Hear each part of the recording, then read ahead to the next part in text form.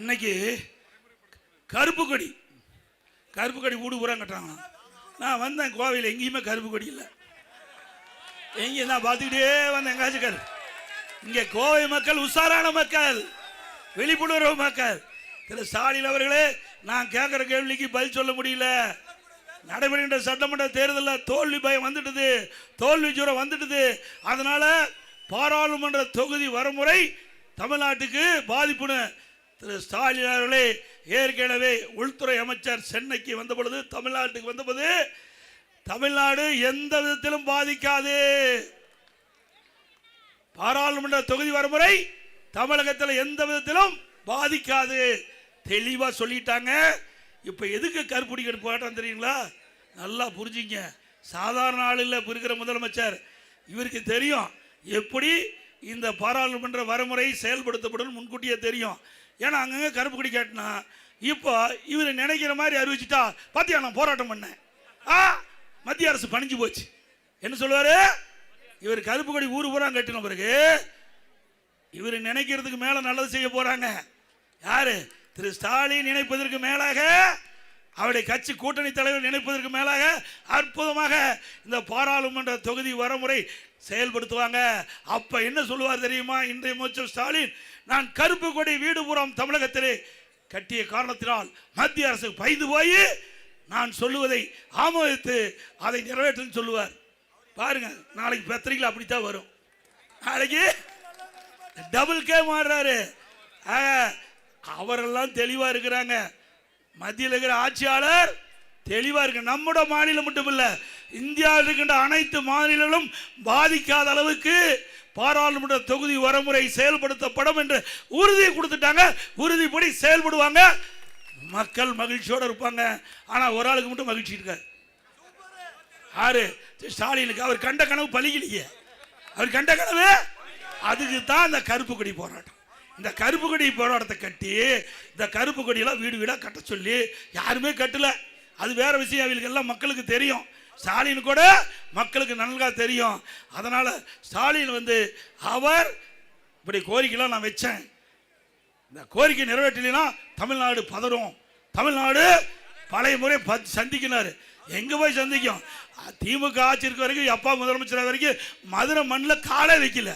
அண்ணா திமுக ஆட்சி வருது, மதுரைக்கே வந்தாரு. இவருடைய வீராதி வீரெல்லாம் நம்ம பார்த்துட்டோம். ஆனா ஒன்று மட்டும் தெளிவாக சொல்றது, திரு ஸ்டாலின் அவர்களே, திரு ஸ்டாலின் தலைமையில் இருக்கின்ற கூட்டணி கட்சி தலைவர்களே, நீங்க சொல்வதெல்லாம் தவறாக இருக்கும்.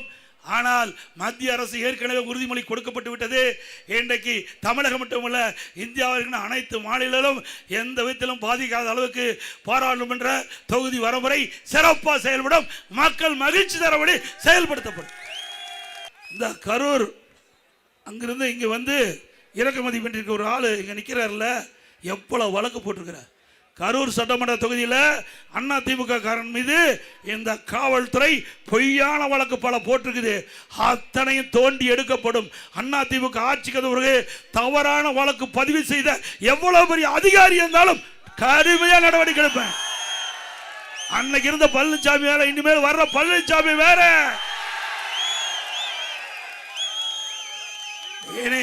ஆட்சிக்கு வந்த பிறகு பாரு எப்படி நடக்கணும் தமிழ்நாடு.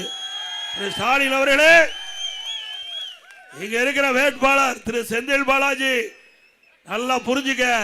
கரூர்ல எங்க ஆளு மீது பொய் வழக்கு போட்டுட்டு இருக்கிற இதே அதிகாரிகள் எப்படி எல்லாம் செயல்படுவான்னு பாருங்க. ஆட்சி மாறும்போது காட்சி மாறும். சக்கரம் சுத்திட்டே இருக்கும், கீழே இருக்க சக்கரம் மேலே வரும். அரசு அதிகாரிகள் நடுநிலையோடு நடந்துக்குங்க. இங்க கோவை மாநகரும் சரி, கோவை மாவட்டத்திலும் சரி, சரியான முறையிலே நடுநிலையோடு நடக்காது இருந்தா அவர்களுக்கு சட்ட ரீதியாக நடவடிக்கை எடுப்பேன், துணிச்சலா எடுப்பேன். சொன்னதை செய்வோம் பழனிசாமி, சொன்னதை செய்வேன். அப்புறம் பெண்களுக்கு 33% இடஒதுக்கீடு பண்றாங்க. அதுதான் பிரச்சனை. பெண்களுக்கு 33% ஏற்கனவே நாடாளுமன்றத்தில் ஒருமனதாக நிறைவேற்றப்பட்டு விட்டது. அதை நடைமுறைப்படுத்துறாங்க. அதை நடைமுறைப்படுத்துறதுக்கு தடுக்கிறதுக்கு தன வேலை பண்றார் ஸ்டாலின். ஆக இன்றைக்கு பெண்கள் மத்தியில் நல்ல பேர் வந்துடும் மத்திய அரசாங்கத்துக்கு. அதுக்காக இப்படிப்பட்ட கருப்பு கொடி வீடுதோறும் ஏற்ற வேண்டும் என்ற ஒரு தவறான செய்தி சொல்லுங்க. அது யாரும் நம்ப வேண்டாம். இன்னொரு பெரிய மனுஷன் சொல்லியிருக்கார், சிதம்பரம் எடப்பாடி பழனிசாமி சொல்வது அதிர்ச்சி அடிக்குதுன்னு. எப்ப நடந்தது தானே சொல்ல முடியும். மத்தியில் யார் ஆட்சி இருக்கிறா? பாரதிய ஜனதா தானே ஆட்சி இருக்குது. மத்தியில் இருக்கிற ஆட்சியாளர் சொல்றேன்னு சொன்னா வேற யாரு சொல்றது? சிதம்பரம் சொன்ன சொல்ல முடியும். நான் திரு சிதம்பரம் சொன்னார்னே சொல்ல முடியும். மத்தியில் இருக்கிற உள்துறை அமைச்சர் சொன்னாருன்னு சொன்னா அது எப்படி எடப்பாடி பழனிசாமி சொல்றானா? நீ 15 வருஷம் எத்தனை வருஷம் மத்தியில் மந்திரியா இருந்த? எத்தனை வருஷம் இந்த தமிழ் மண்ணில் பிறந்து உள்துறை மந்திரியா இருந்தீங்க, அப்புறம் ஃபைனான்ஸ் மினிஸ்டரா இருந்தீங்க. என்ன கொண்டாந்தீங்க தமிழ்நாட்டு? கொண்டாந்தாரா? இவர் பேசுறது தகுதி இருக்குதா? அல்ல தகுதி இருக்குதா? தமிழ்நாட்டு மண்ணில் பிறந்து பல ஆண்டுகளாக தமிழ்நாட்டு மக்களுடைய ஓட்டுகளை வாங்கி மத்தியிலே ஆட்சி அதிகாரத்திலே அமர்க்கின்ற பொழுது தமிழ்நாட்டுக்கு எந்த நிதியும் கொடுக்கல, திட்டத்தையும் கொடுக்கல. நீங்க பேசுறதுக்கு என்ன யோக்கியம் இருக்குது? சிதம்பரம் அவர்களே, எங்களை பத்தி பேசுறதுக்கு உங்களுக்கு எந்த தகுதியும் இல்லை. இப்படி மக்களை பற்றி கவலைப்படல, தமிழ்நாட்டை பற்றி கவலைப்படல. இருக்கின்ற பதவியை சுகமா அனுபவிக்கணும். ஓட்டு போட்ட மக்களை பற்றி திரு சிதம்பரமும் கவலைப்பட மாட்டாரு, இன்றைக்கு இருக்கிற முதலமைச்சரும் கவலைப்பட மாட்டார். அவருக்கு எப்பவுமே இங்க வந்து இங்க நிக்கிற திமுக விற்கிற வேட்பாளர் டெண்டு கொட்டாய் போடுவார். பட்டி என்ன நாமெல்லாம் மனிதர்களா ஆடு மாடா பட்டியில் அடைக்கிறதுக்கு? ஆட்டுப்பட்டி போடுறாரா? அதெல்லாம் ஆட்டுப்பட்டியில் நல்லா இரும்பு கதவை போட்டு எல்லாம் அடைக்க போறேன், கவலைப்படாது. நீ பட்டியலேயே மக்கள் அடைக்கிற காத்துக்கிட்டு எப்படியெல்லாம் மக்களை வஞ்சிக்காதே, ஏழைகளை வஞ்சிக்காதே, வறுமையை பயன்படுத்தி மக்களை ஏமாற்றி கவர்ச்சிகரமாக பேசி தயவு செய்து தவறான வழியை பின்பற்றினா அது பின்பு உங்களுக்கு பின்விளைவை ஏற்படுத்தும் என்பதை இந்த வேட்பாளருக்கு, நம்ம ஏற்று நிற்கின்ற வேட்பாளருக்கு எச்சரிக்கின்றேன். இந்த டெண்டு போடுறது, இந்த ஆளை கொண்டாந்து அடைக்கிறது, இதையெல்லாம் விற்று நியாயமான முறையில் ஜனநாயக முறைப்புள்ள மக்களை சந்தி. அதே மாதிரி அதிகாரிகள் அதே மாதிரி தான் இந்த டெண்டு கொண்டாய் போடுறதெல்லாம் இந்த மாட்டை அடைக்கிற மாதிரி அதையெல்லாம் வேடிக்கை பார்த்துட்டு இருந்தா எந்தெந்த பகுதியில் எந்தெந்த அதிகாரி தக்க நடவடிக்கை எடுக்கலோ அதையெல்லாம் பட்டியல் போட்டு எங்க ஆளு கொடுப்பாங்க, எதிர்காலத்தில் பாதிக்கும். அதையும் நான் சொல்லிட்டேன். அப்புறம் சுயாட்சி வேட்பாளர் 18 பேரை போட்டு வச்சிருக்காராம். எவ்வளவு தந்திரம்! நான் தான் ஏற்கனவே சொன்னேன், நல்லதுக்கெல்லாம் மூளை பயன்படுத்த மாட்டாங்க. ஆண்டவன் கொடுத்த மூளை நல்லதுக்கெல்லாம் பயன்படுத்துவாங்க, கெட்டதுக்கு தான் பயன்படுத்துவாங்க. 18 பேர் போட்டிருக்காங்களாம். 18 பேர் பினாமியா சுயேட்சையா போட்டு அங்கங்க ஒரு கொட்டாய் போட்டு அமர வைக்கிறதாம். இதுக்கெல்லாம் மக்கள் ஏமாந்துருவாங்களா? ஏய், கொங்கு பகுதியிலே தலைநகரம் என்பது கோவை. இன்றைக்கு இந்த பகுதியுடைய வளர்ச்சி இன்றைக்கு கொங்கு மண்டலம் பூரா பரவி இருக்குது. இங்க இருக்கிற தொழில் கொங்கு மண்டலம் பூரா பரவி இருக்குது. இன்றைக்கு சிறு தொழில் இங்கதான் அதிகம். அதிமுக ஆட்சிக்கு வந்தா ஜிஎஸ்டில பிரச்சனைனாங்க, அதை இந்த சிறு தொழில் மக்களுக்கு அதிமுக ஆட்சி உங்களுக்கு துணை இருக்கும், அதில் இருக்கிற இடர்பாடுகள் களையப்படும். அப்புறம் சட்டமன்றத்தில் இங்கதானே இல்ல, சட்டமன்றத்தில் என்னென்னலாம் பேசுறாரு தெரியுமா? இதே செந்தில் பாலாஜி திரு கருணாநிதி பத்தி என்னென்னலாம் பேசினாரு, கடுமையா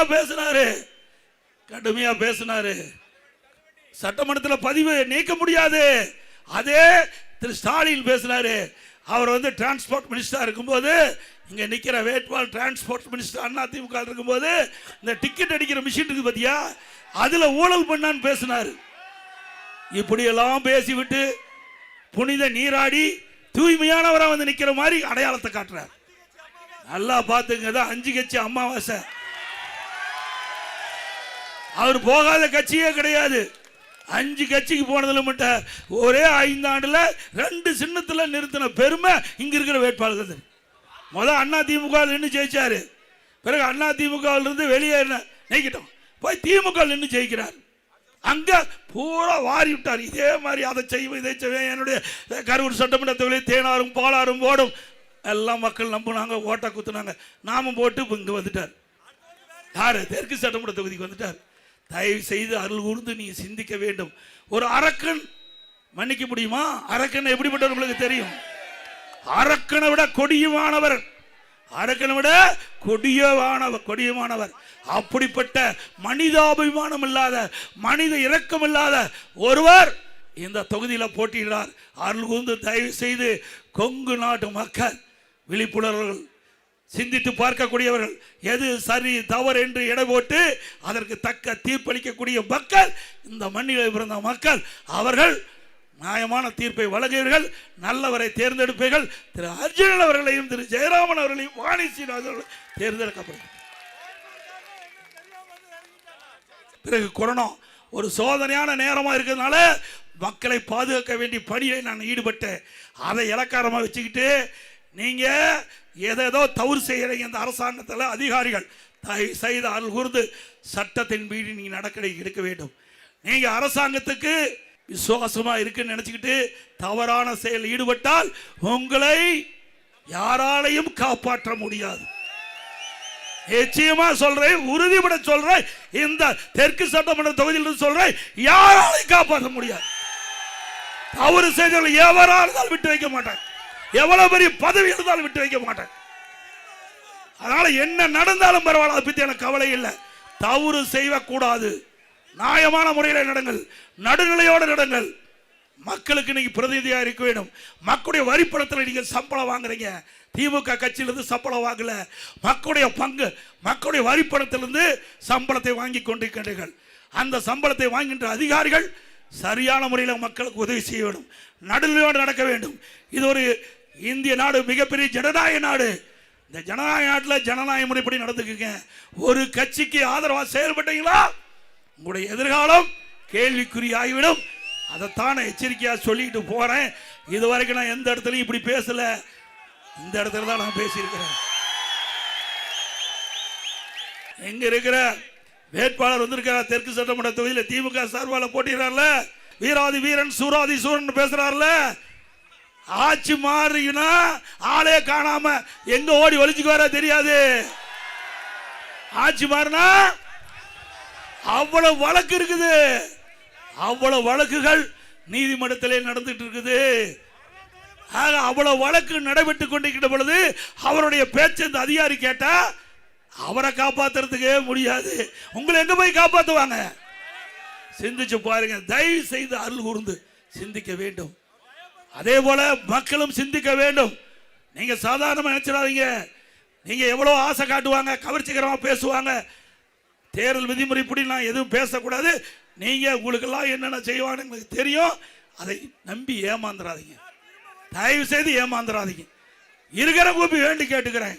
அற்புதமான வேட்பாளர் தெற்கு தொகுதி என்னுடைய அருமை நண்பர் அர்ஜுனன் அவர்கள் உங்களுக்காக பாடுபடக்கூடியவர். நான் முதலமைச்சர் இருந்த காலத்தில் மக்களுடைய பிரச்சனைக்கு தான் கொண்டாந்து கடிதம் கொடுத்திருக்கார். அவருடைய சொந்த பிரச்சனைக்கு ஒரு கடிதம் கூட கொடுக்கல. இதை விட நல்ல வேட்பாளர் எங்க தேடி கண்டுபிடிச்சு? இந்த தெற்கு சட்டமன்ற தொகுதிக்கின்ற ஒவ்வொரு வாக்காளரும் அருமை சகோதரர் திரு அர்ஜுனன் அவர்களுக்கு வாக்களிக்க வேண்டும். அருவ ஜெயராமன் சிங்காநல்லூர் சட்டமன்ற தொகுதியில் போட்டியிடார், அவருக்கு வாக்களிக்க வேண்டும். வடக்கு கோவை வடக்கு சட்டமன்ற தொகுதி சகோதரி திரும்ப வானதி சீனிவாசன் அப்படியே இடி மாதிரி, இடி எப்படி இடிக்குமோ அது மாதிரி சட்டமன்றத்தில் அற்புதமான கருத்தை மக்களுடைய பிரச்சனை எடுத்து வைக்கும். அவருக்கு வாக்களிக்க வேண்டும் என்று அன்போடு இந்த நேரத்தில் கேட்டுக்கிறேன். இன்னொன்னையும் சொல்றேன், இன்றைக்கு திமுகவில் கூட்டணியில் 39 பேர் வெற்றி பெற்று போயிருக்காங்க. எவ்வளவு பேரு? திமுக கூட்டணி கட்சி சேர்ந்த 39 பேர். இவர்கள் போய் எத்தனை வருஷம் ஆச்சு? இப்போ கிட்டத்தட்ட நாடாளுமன்ற தேர்தல் 24 முடிஞ்சதில்ல, 25 அதுக்கு முந்தையும் 19 ஜெயிச்சாங்கல்ல. ஏதாவது தமிழ்நாட்டு மக்கள் குரல் கொடுத்தாங்களா? அங்கெல்லாம் பெஞ்ச தேய்ச்சிக்கிட்டு இருக்கிறாங்க. நீ போறது ஒண்ணுதான், போகாது ஒண்ணுது.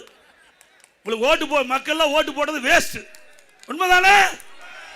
என்ன போய் தமிழ்நாட்டு மக்களுக்காக நாடாளுமன்றத்தில் குரல் கொடுத்து அழுத்தம் கொடுத்து பெற்றுக்கிறீங்க?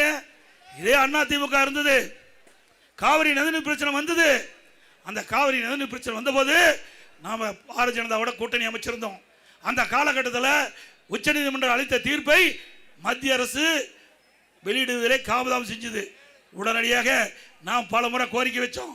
அப்ப மத்திய அரசு காலதாமம் செய்த காரணத்தில் தமிழ்நாடு மக்கள் விவசாயிகள் போராட தயாரானாங்க. அவர்கள் கோரிக்கை வச்சாங்க, நீ மத்திய அரசுக்கு அழுத்தம் கொடுக்கணும்.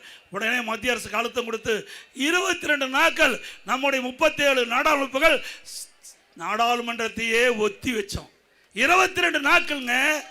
இந்திய திருநாட்டுடைய சரித்திரத்தில் ஒரு கட்சி தமிழ்நாட்டு மக்களுக்காக, தமிழ்நாட்டின் உரிமைக்காக, விவசாய உரிமைக்காக 22 நாட்கள் ஓட்டு போட்ட மக்களுடைய குரலை நாடாளுமன்றத்தில் ஒழிச்சு 22 நாட்கள் நாங்கள் வந்து நாடாளுமன்றத்தை ஒத்தி வச்சோம்ல, கூட்டணியில் இருந்துக்கிட்டு.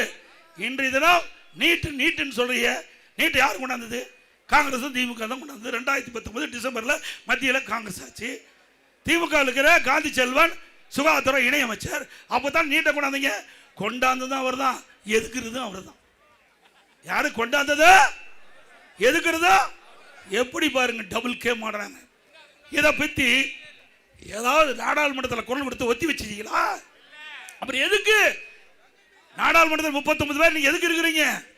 தமிழ்நாட்டு உரிமைகளுக்காக போராட்டிங்களா? தமிழ்நாட்டுடைய திட்டங்கள் பெறுவதற்கு போராடினீங்களா? தமிழ்நாட்டுக்கு தேவையான நிதிகளை பெறுவதற்கு போராடினீங்களா? எதுவுமே இல்லை. ஆக இதையெல்லாம் ஒரு பில்டப். இன்றைக்கு இருக்க இந்த முதலமைச்சர் பில்டப் கொடுத்துட்டு வருகின்ற தேர்தலில் மக்களை ஏமாற்றி வாக்குகளை பெறுவதற்கு தந்திரமாக எடுக்கின்ற நாடகம் மக்கள் புரிந்து கொண்டார்கள் என்பதை இந்த நேரத்திலே தெரிவித்து